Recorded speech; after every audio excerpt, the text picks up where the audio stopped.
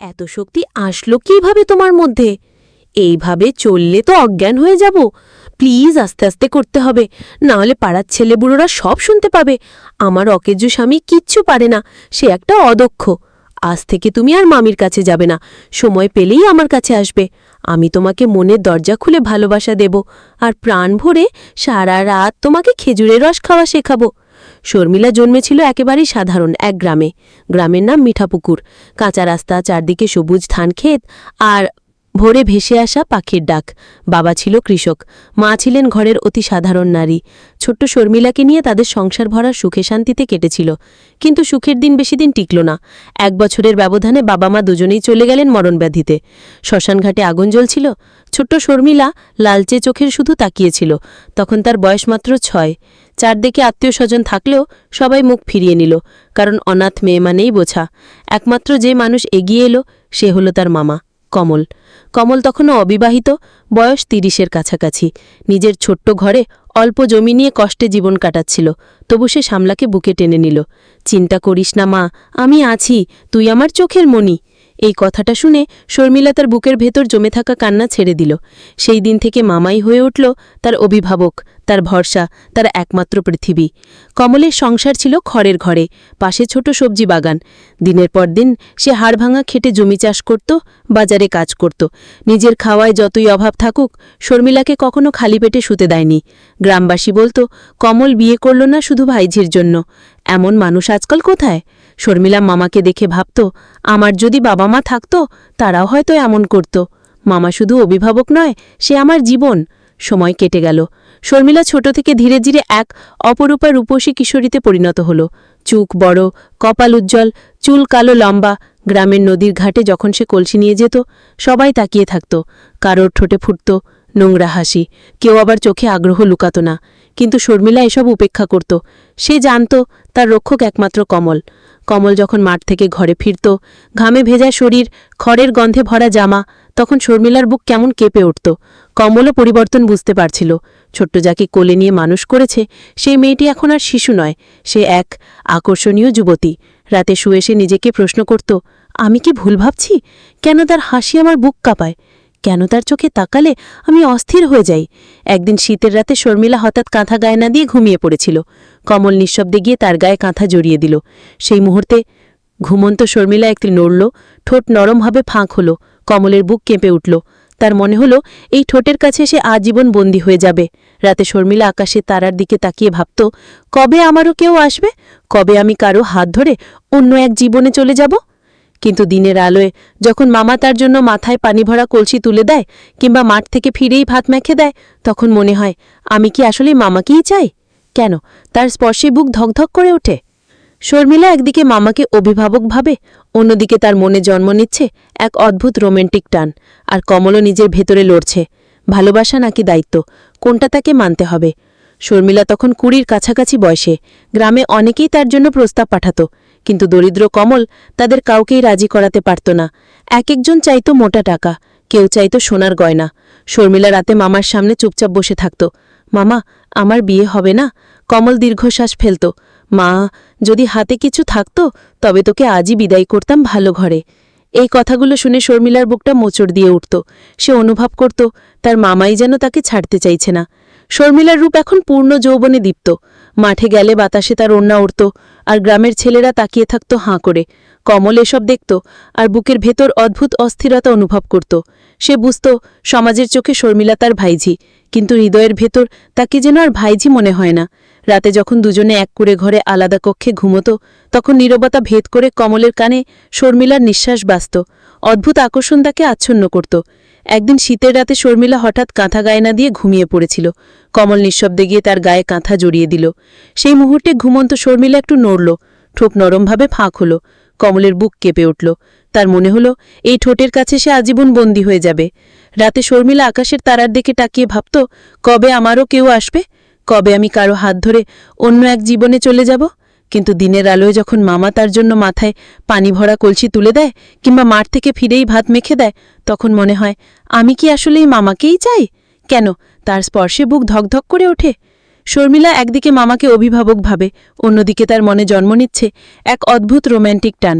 আর কমলও নিজের ভেতর লড়ছে, ভালোবাসা নাকি দায়িত্ব, কোনটা তাকে মানতে হবে? শর্মিলা তখন 20 কাছাকাছি বয়সে। গ্রামে অনেকেই তার জন্য প্রস্তাব পাঠাত, কিন্তু দরিদ্র কমল তাদের কাউকেই রাজি করাতে পারত না। এক একজন চাইত মোটা টাকা, কেউ চাইত সোনার গয়না। শর্মিলা রাতে মামার সামনে চুপচাপ বসে থাকত। মামা, আমার বিয়ে হবে না? কমল দীর্ঘশ্বাস ফেলত।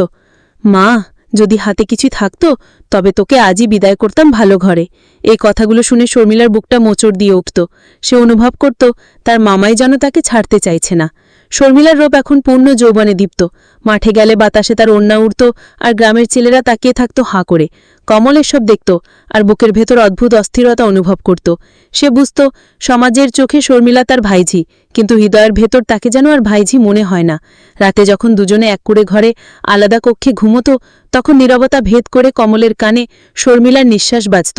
অদ্ভুত আকর্ষণ তাকে আচ্ছন্ন করত। একদিন শীতের রাতে শর্মিলা হঠাৎ কাঁথা গায়ে না দিয়ে ঘুমিয়ে পড়েছিল। কমল নিঃশব্দে গিয়ে তার গায়ে কাঁথা জড়িয়ে দিল। সেই মুহূর্তে ঘুমন্ত শর্মিলা একটু নড়ল, ঠোঁট নরমভাবে ফাঁক হল। কমলের বুক কেঁপে উঠল। তার মনে হল এই ঠোঁটের কাছে সে আজীবন বন্দী হয়ে যাবে। মাসখানিক পরের ঘটনা। এক রাতে গ্রাম ঘুমিয়ে গেছে। শর্মিলা ঘরে একা শুয়ে আছে। কমল দরজা খুলে ভেতরে ঢুকল। শর্মিলা, তার কণ্ঠ কেঁপে উঠল। শর্মিলা উঠে বসল, চোখে ভয়। মামা, এভাবে? কিন্তু কমল আর নিজেকে থামাতে পারল না।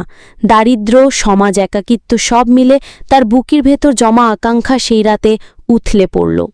সে শর্মিলা সর্বস্ব কেড়ে নিল। শর্মিলা কাঁদতে লাগল, বুক চাপড়ে বলল, তুমি আমার ভরসা ছিলে, তুমি আমার অভিভাবক, আজ তুমিই আমাকে ভেঙে দিলে কেন? কমল নির্বাক হয়ে বসে রইল। তার চোখে অপরাধ বোধ, তবু ভেতরে কোথাও এক অদ্ভুত তৃপ্তির ছায়া।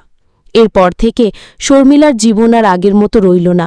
বাহ্যিকভাবে সে মামার সঙ্গে সংসার চালাত, কিন্তু ভেতরে ভেতরে ভেঙে পড়ছিল। রাতে নিঃশব্দ কান্না ভিজিয়ে দিত তার বালিশ। একদিকে মামার প্রতি কৃতজ্ঞতা, কারণ সেই তাকে মানুষ করেছে, অন্যদিকে প্রচণ্ড ঘৃণা, কারণ সেই মামাই কেড়ে নিয়েছে তার নিষ্পাপ যৌবন। সে ভাবত, আমার যদি সত্যিকারের স্বামী আসত, আমি যদি ভালোবাসায় ভরা এক জীবনে যেতে পারতাম। গ্রামে শর্মিলার কাহিনী একসময় লুকিয়ে রাখা গেল না। কমল নিজের অপরাধবোধে ভুগতে ভুগতে অবশেষে এক স্বনামধন্য পরিবারের কাছে শর্মিলার বিয়ের প্রস্তাব দিল। সেই পরিবার ছিল শহরে ধনাঢ্য ব্যবসায়ী দুলাল চৌধুরীর ঘর। ছেলেটির নাম অভিজিৎ, রূপে গুণে ভদ্র, শিক্ষিত শহুরে ভদ্রলোক। বিয়ে হলো ধুমধাম করে। গ্রামের অনেকেই হিংসায় কাঁপল, অনাথ মেয়ে এমন ঘরে যাচ্ছে। কিন্তু শর্মিলার বুকের ভেতর তখনও কাঁদছিল।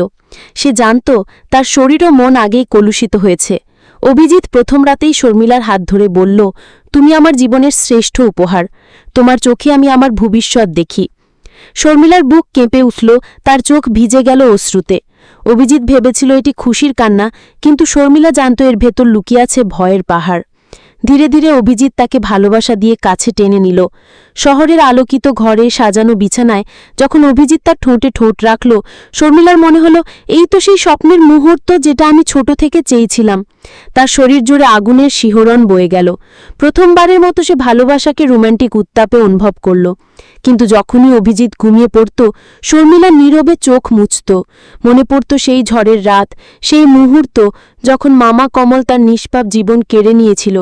শহরের সাজানো ঘরে বসেও সে অনুভব করত, আমি কি সত্যিই পবিত্র? আমি কি স্বামীর সামনে সত্যটা বলতে পারব?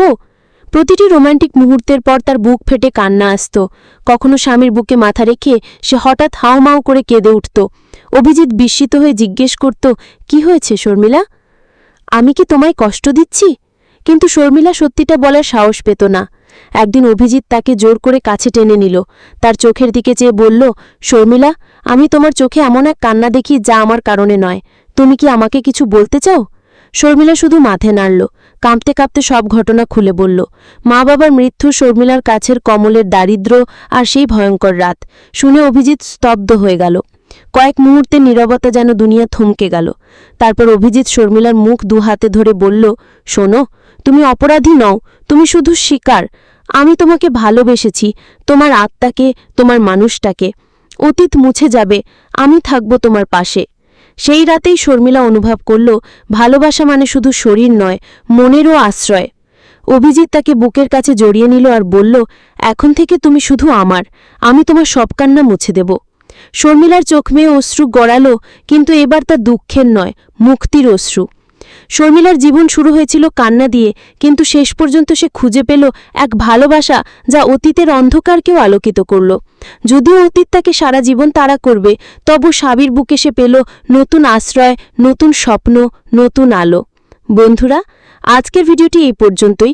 ভিডিওটি তোমাদের কেমন লাগলো কমেন্ট করে জানাতে অবশ্যই ভুলবেন না।